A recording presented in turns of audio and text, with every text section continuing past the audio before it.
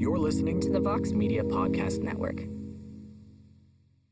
Well, fight fans, this has been one of the craziest 24-hour stretches of shuffling the deck before a UFC card than I can remember. But tomorrow night, the UFC's return from Fight Island to Las Vegas goes down at the UFC Apex, headlined by a very fascinating middleweight bout. What's going on, everybody? Welcome to the UFC Vegas 5 preview show for MMAfighting.com. I am Mike Heck. Jose Youngs joins us from Las Vegas. Jose, holy moly, man. You wake up this morning, you find out that 3 fighters, Ray Borg, Timur Valiev, and Eric Spicely are all out.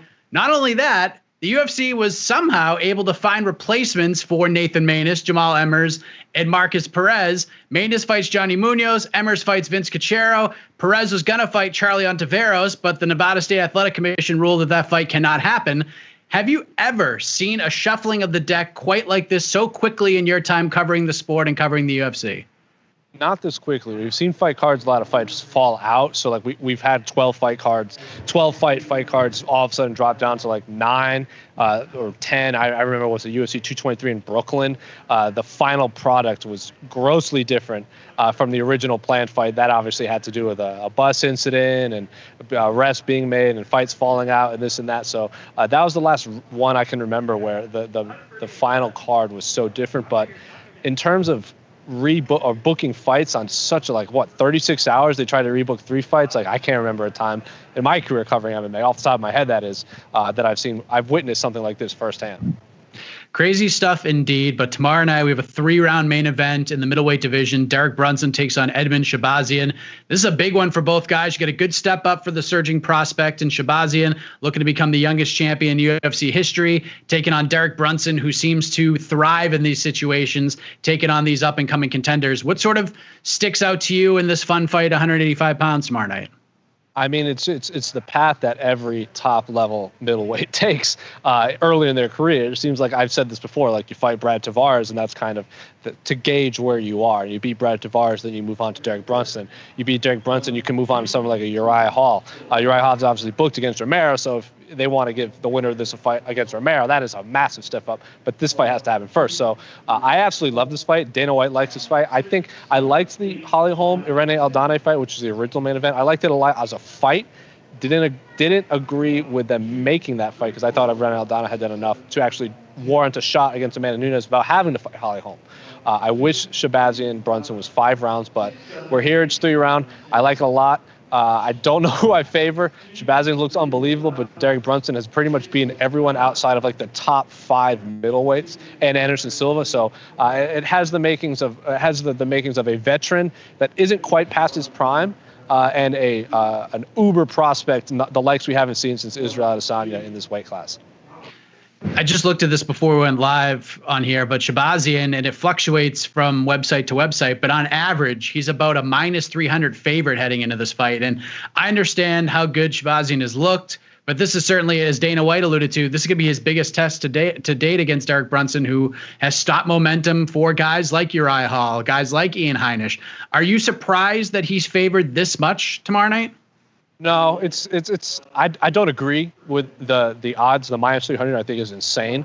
I would slightly favor him in this contest, but not by that much. But I'm not surprised at the odds. Shahbazian has looked unbelievable lately. And MMA, as you know, is a what have you done for me lately sport. So Shahbazian's coming off a violent first-round knockout over Brad Tavares, a man that Israel Adesanya couldn't put away for 5 rounds. So just based on MMA math, which is obviously ridiculous and nonsensical, but for fight fans that like to use MMA math to match make fights and make odds and stuff, no, I am not even remotely surprised that he's -300, which I think is just way too much.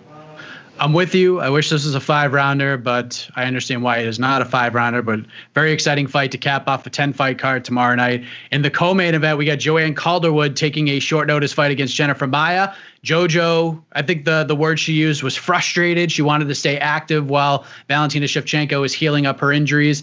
Got to appreciate the gusto to step in like this, knocking on the door of a title shot, taking on a very tough out in Jennifer Maia, who has 2 wins over Roxanne Modafferi. She has wins over the likes of Vanessa Porto, wins over Jessica Andrade in her career. What do you think of this flyweight co-main event tomorrow night with the stakes pretty darn high here? Well, if you're looking at a fight on this card that has an actual title implications or title shot implications, it's the co-main event between Joanne Calderwood and Jennifer Maia is the one that checks all those boxes. I don't think anyone is really clamoring for this fight to be the actual main event outside of our own cameraman, Casey Leydon, who has dubbed this the people's main event. But if Joanne Calderwood wins, she's already been booked against Valentina Shevchenko for a long time. She was just frustrated. She wants to get in there and fight. Jennifer Maia already had a fight booked against Viviane Araújo, and before that fight fell apart because Viviane Araújo, of course, going through her own medical issues, they booked this fight, and Dana White says he's not surprised Joanne Calderwood took it because when you're that real, that's what you do. So here we are. I wish Joanne Calderwood had waited for the title shot that is already hers, but if she wants a paycheck and she wants to fight, I'm not going to tell her no. And if she wins, she just cements her place. It's like a placeholder fight. She wins, she fights for a title. She's in the same place she would have been if she hadn't fought. But if she wants to pay a check, again, the greats of the UFC, I don't blame her. So yeah, I favor Joanne Calderwood, but Jennifer Maia has been spoiled to a lot of fighters that should have gone on and fight for titles, and Joanne Calderwood has had these no more contender fights in the past.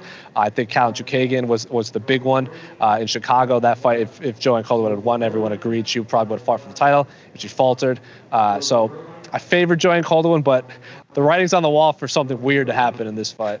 This whole week's been weird, but I think Dana White called JoJo, she's a real one, and she entered this fight winning 3 out of her last 4. Maia, very nice. She made weight, first one on the scale. She was under the championship limit, which is nice after missing in her last couple, but this is a big one. Is Valentina likely could await the winner, especially if Joanne Calderwood wins. But the feature bout, I love Vicente Luque versus Randy Brown. Luque has just been on a tear since entering the UFC. He lost his first fight in the UFC on the Tough 21 finale, but since then he's won something crazy like 11 out of 13 fights, and the 2 losses were to Leon Edwards and Stephen Wonderboy Thompson. He had that crazy win against Nico Price at UFC 249. And in my opinion, Jose, I think Randy Brown is one of the most underappreciated fighters at 170 pounds in the UFC. He gets to step up after back-to-back finishes of Brian Barberena and Warley Alves. This is a hell of a fight at 170, is it not?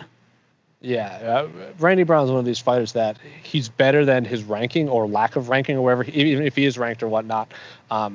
He's not going to make it. He's a fantastic fighter, one of the best welterweights in the world, top 15 welter in the world. But it's not going to be a barn burner, epic war that's going to even in a loss, the person that Randy Brown beats is still a winner. No, Randy Brown beats you, and he makes it ugly. Vicente Luque is the opposite.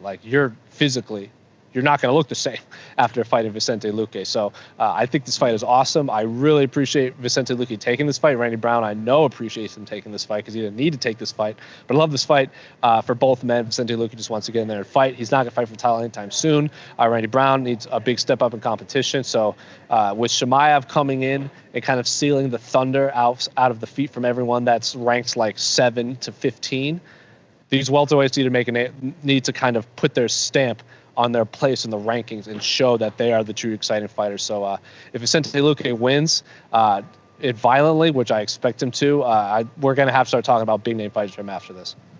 Some other great fights in this card. We got Bobby Green versus Lando Venata. They're going to run it back. Kevin Holland is back, staying at 185 for now against Trevin Giles. A lot of competitive matchups, a lot of changes we alluded to, but in terms of the underrated, under the radar fight here, I mean, with all the shuffling around, that could have changed from yesterday to today. But what do you have circled for tomorrow night that people may not have their finger on the pulse on yet? I had Eric Spicely fight circled on big circles because for those of you who watched the weigh-in stream, people from Rhode Island don't have a lot of fighters they can get behind, and I am from Rhode Island. Eric Spicely represents Rhode Island very well, and I know the community, specifically the jiu-jitsu community, kind of looks up to him as a model to progress their career in martial arts. And the fact that he's not there due to taking antidepressants based off of his loss to Deron Wynn is the physical ramifications of it. It's just a bummer all around. I mean, I don't know how under the radar it is, but I just want to talk about Lando Venata and Bobby Green. Bobby Green apparently didn't have a coach. He didn't have a coach the week before he fought Lando Venata. Lando Venata is one of those fighters that's I thought his fight against Anthony Medeiros was going to be fight of the night, and it wasn't. And I think Casey Leydon cursed it by saying he guarantees someone is taking $50,000 home after this fight. So I 100% put the blame on him. But Lando Venata is win or lose, at least you remember the fight. And Bobby Green is like one of those. He's like a Diaz brother or a Masvidal type guy, where what you see on camera is exactly how he is off camera, with the head tattoos, the piercings on his lips. So interesting individual. I don't know what to make of that fight. It should be violent, but both men have proven that. Maybe they go out there and they don't have the best performance at date. So, but I just wanted to talk about that fight. I think that fight absolutely rules, and I'm really, really glad they're finally running it back after their previous draw. We had a total of 9 changes to this card, 9 of them, almost equal to the amount of fights we're going to watch tomorrow night.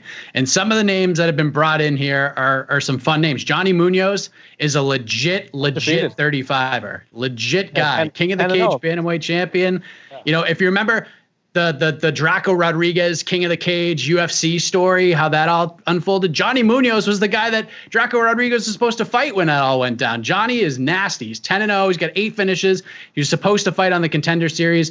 Definitely a legit guy. He's going up a weight class, so that'll be interesting. Nathan Maness, former TKO bantamweight champion. That'll be a lot of fun. Him stepping in and taking a fun fight against Johnny Munoz. Chris Gutierrez and Cody Durden, another UFC debutant. That's a battle for sure. And then Vince Cachero coming in. I'm very happy for this guy. He's a huge Kobe Bryant fan. He took his last fight for LFA. At least the opponent was switched up the day before he won. So when he got to weigh-ins, he expected to fight somebody else. The opponent switched on him at weigh-ins and got a second-round TKO win. So this whole situation is nothing new for him. A lot of interesting matchups that are flying under the radar, but I got to be honest, I always enjoy watching Kevin Holland fight and Trevin Giles fight. They're paired up, both managed by the same guy, the great Orrin Hodak, both guys from Texas. That's going to be a lot of fun as well. Also, shout out to Frankie Saenz, one of the OG Arizona MMA veterans of the game. So I know he has a lot of he's very well liked in the Arizona MMA scene. So very excited to see him. I think he's the last fight of the prelims too, if I'm not mistaken, or the first fight of the main card. I can't quite remember, but always excited to watch him throw down too. Fighting Jonathan Martinez, who was the only hiccup on the scale today, missed weight by 4.5 pounds. Jose Wild built to a card, one of the wildest we've ever seen in a short amount of time, but it all goes down at the UFC Apex in Las Vegas, Nevada tomorrow night. Prelims, at least for now. It could change now that we've lost a fight. Kickoff at 6 p.m. Eastern, main card at 9 p.m. Eastern on ESPN+. Jose, I believe it's time for you to head on into quarantine. Is that correct? Yeah, I got to go get another test tomorrow, and then I actually got to get a test today, and then I got to go to the fights tomorrow, and then I got another test on, I think, Sunday and Tuesday for the Contender Series. So all kinds of COVID tests in Jose's future. A COVID test professional. For Jose Youngs, I am Mike Heck. Stay locked to MMAfighting.com for all of your UFC Vegas 5 needs during and after the event. And, of course, we'll see you tomorrow night, everybody. You're listening to the Vox Media Podcast Network.